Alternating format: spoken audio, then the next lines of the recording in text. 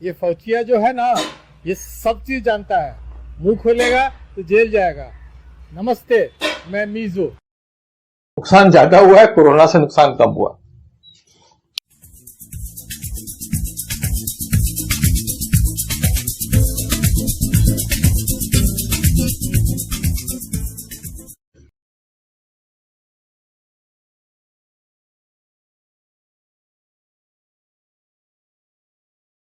दुनिया में जितने भी प्राणी होते हैं, सब प्राणी का एक तो मोहर होता है। इस मोहर को वैज्ञानिक लोग कहते हैं डीएनए। तो डीएनए को हम लोग अगर उसको नाप लेते हैं तो इससे उसका एक तो चित्र निकलता है। और ये जो चित्र है, हर जीवित प्राणी का अलग अलग है। और वायरसेस जो है, जो जीवित भी नहीं है, उनका भी एक तो डीएनए का उन लोग का मोहर होता है। और हमारे जितने भी वैज्ञानिक हैं, 20 प्रयोगशालाएं में जाकर करके ये लोग इसका खोज करते हैं। और दुनिया का हर कोना जाकर करके ये लोग वायरस खोज के निकालते हैं और उसका वो लोग डीएनए का मोहर निकालते हैं। इसे वो लोग कहते हैं डीएनए सीक्वेंसिंग। हम लोग कह सकते हैं डीएनए का मोहर।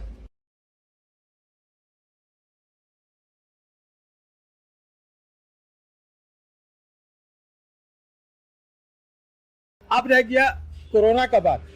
तो कोरोना का बहुत बड़ा खासियत है। कोरोना का खासियत है कि ये जो डीएनए का जो सारा इन लोग के पास में रिकॉर्ड है, सारा जो इन लोग के पास में जो जितने भी 20 को लेबोरेटरी है, सारा में जो प्रयोगशाले जो हैं, ये सारे के सारे इन लोग के पास में ये रिकॉर्ड है। ये रिकॉर्ड किसी से भी नहीं मिलता। 1.5 साल बीत गए। कोई भी वायरस आता है तो वे लोग 1 से 2 से 3 महीना में उन लोग उसका बता देते हैं कि ये वायरस कहाँ से आया, कैसा वायरस है। लेकिन कोरोना का हाल में ये लोग आज तक नहीं बता सका कि ये कोरोना आया कहाँ से है। ये बहुत बड़ा सबूत है कि ये जो कोरोना है, ये कोई जानवर से नहीं आया है या कोई ऊपर से जाकर के नहीं गिरा है। ये जो कोरोना वायरस है, टेस्ट ट्यूब वायरस है, टेस्ट ट्यूब से निकला है। यही मेरा कहना है।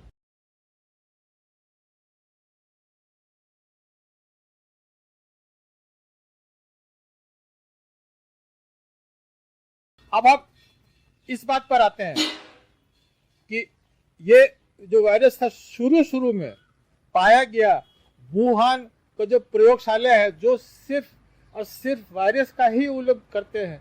और वो लोग ये कोरोना वायरस पर ही रिसर्च कर रहे थे। वहां सबसे पहले लोग बीमार पड़े, लेकिन ये बात छिपा दिया गया। ये घटना तो था, ये लोग बाहर निकलने नहीं दिया। कोई कारण वहां से फैल करके वुहान का जो मांस का जो मार्केट है, जहां मांस बिक्री होता है, वहां जाकर के फैल गया। और इतना परिस्थिति खराब हो गया कि वुहान से 5 लाख आदमी भाग गए, क्योंकि ये वायरस का शुरू था। ये बताता है कि ये जो वायरस जो है, ना सिर्फ टेस्ट ट्यूब वायरस है, ये वायरस वुहान से निकला हुआ है। लेकिन इसका फौजी से क्या मतलब है, ये मैं बताता हूं। अब अभी तक जितना भी ये वायरस पर ये लोग जितना भी प्रयोगशाला में उसका जो देखते थे, तो वो लोग जो देखते थे वो जानवर से निकाल करके या आदमी से निकाल करके ये वायरस को वो लोग देखते थे। ये बहुत अच्छी बात है, क्योंकि ये जानना हमको जरूरी है। लेकिन अमेरिका में क्या हुआ कि जो वायरस जानवर का था, उसको निकाल करके, आप इस चीज पर ध्यान दें कि जितने भी वायरस होते हैं वो एक जानवर से दूसरा जानवर नहीं आ सकते। और इसका मतलब है कि अगर कोई वायरस कुत्ता को होता है तो बहुत कम ऐसा वायरस है जो वो मानव जाति को भी असर कर सके। तो ये जो है, एक जानवर से दूसरा जानवर जाना, ये बहुत बड़ा बात है, बहुत कम होता है। और कोरोना में ये खासियत है कि कोरोना कहाँ से आया तो हम लोग तो समझते नहीं है, लेकिन आदमी में तो नहीं था, लेकिन कहीं से आकर करके आदमी में आकर। अब रही बात की फौजी की क्या इसका फौजी जो है, ये जो रिसर्च हो रहा था इसमें क्या किया ये लोग पागल बना, ये लोग क्या किया, जानवर का वायरस लेकर के और उसको हेरा फेरी कर करके वो आदमी का वायरस बना दिया। माने मानव जाति जो जानवर का जो वायरस था वो जाकर के मानव का वायरस बन दिया, और ये बहुत ही खतरनाक चीज था। और ये समय ट्रम्प से पहले हुआ। वहाँ लगभग 12-13 प्रयोगशालाएं हैं जो ये काम कर रहे थे। तो जब ये खबर ओबामा जी के पास में गया, ओबामा जी ने तुरंत उस पर कार्रवाई की, और कार्रवाई कर करके ये जो था कि दूसरा जाति से दूसरा जाति जा सके तो वायरस, इसका पूरा प्रयोग में रिसर्च में रोक लगा दिया। ये उन्होंने बहुत अच्छा काम किया, लेकिन उसका नतीजा जो निकला वो नतीजा बहुत खराब निकला, जैसे मैं आपको भी कहानी बना कर सुना रहा हूँ।